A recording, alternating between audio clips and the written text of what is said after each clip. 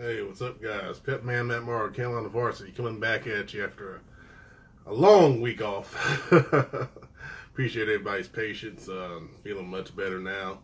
Had a crazy week of games on Thursday, Friday, and even Monday nights. So the best of the last is looking a lot different than the last time we saw each other.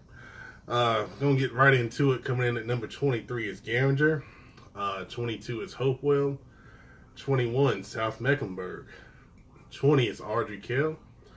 19, Independence. 18, West Charlotte. 17, Lake Norman.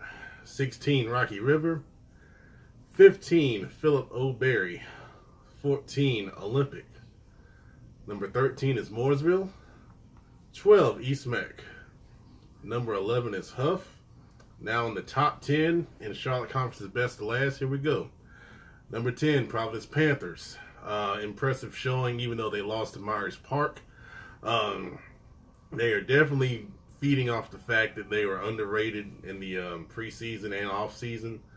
And Julian Bodie is really running the ball really well. Probably one of the more underrated backs in the city of Charlotte and the state of North Carolina. Conversely, number 9 is Myers Park. They did pull out the win at home. A lot of big plays on offense Monday night. They've been in some close games. They were in an overtime 3-point win over Ardrey Kell. This one here with Providence. And, as time goes on, we're going to see, if Myers Park can kind of improve things on the defensive side to get to that upper echelon they want to be in. Number 8 is Vance. Vance had a very close comeback victory in overtime over Rocky River.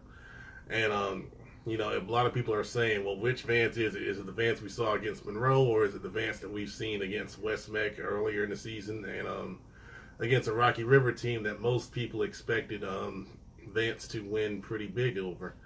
They got, like Coach Brand said in the paper, they got a lot of new players on offense especially, and they're trying to work all those guys in. And sometimes, in transition, you kind of get, some things or results that most people aren't used to see, but at the end of the day, you got the win, and that's what counts, in the standings. Number 7 is Porter Ridge. They're playing well, led by Grayson McCall and Coach Mike Hertz down in Union County. Number 6 is Hickory Ridge. Once again with another win over County Robinson. Excuse me. Coach Jason Seidel, his team pitched a shutout, which was nice to see. And they're winning in different ways. The week before, they won over Central Bears with a lot of offense, putting up 47 points on the board. And this week, the defense gets the shutout. So, signs of a good team are being able to win in multiple ways. And Hickory Ridge is doing that so far early in the season. All right, here's your top 5. Number 5, and probably the biggest surprise across Charlotte, are the North Mecklenburg Vikings. And they've been winning in impressive ways.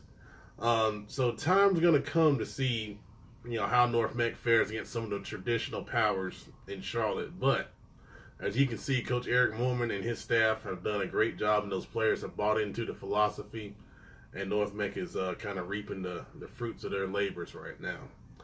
Number 4 is Harding. Harding with another shutout victory, this time over West Charlotte last week, 21-0. They got a big game coming up this week against South Carolina Power Gaffney. That's going to put them in the spotlight. They're in the Sweet 16. They're in the top 5 here. And, they've been playing well, but now they're going to get that validation that they want. They got a shot at it. Let's see what they do Friday night. Number 3 is Butler.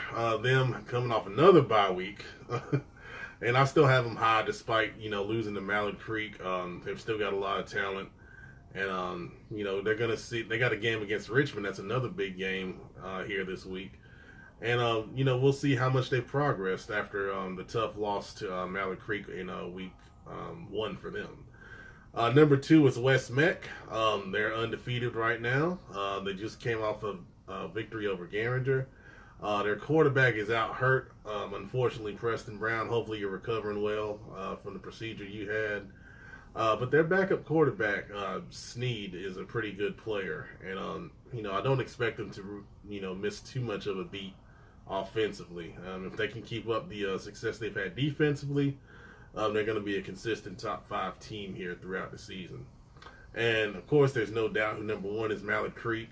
They're coming off a bye week, and they're going to play this week against Berry. And it's going to be a challenge for Berry to get up for that game and test themselves against the best team in Charlotte right now. All right, so that's the Charlotte Conference's best to last this week. Let me know what your thoughts are. I appreciate your support. Thanks a lot.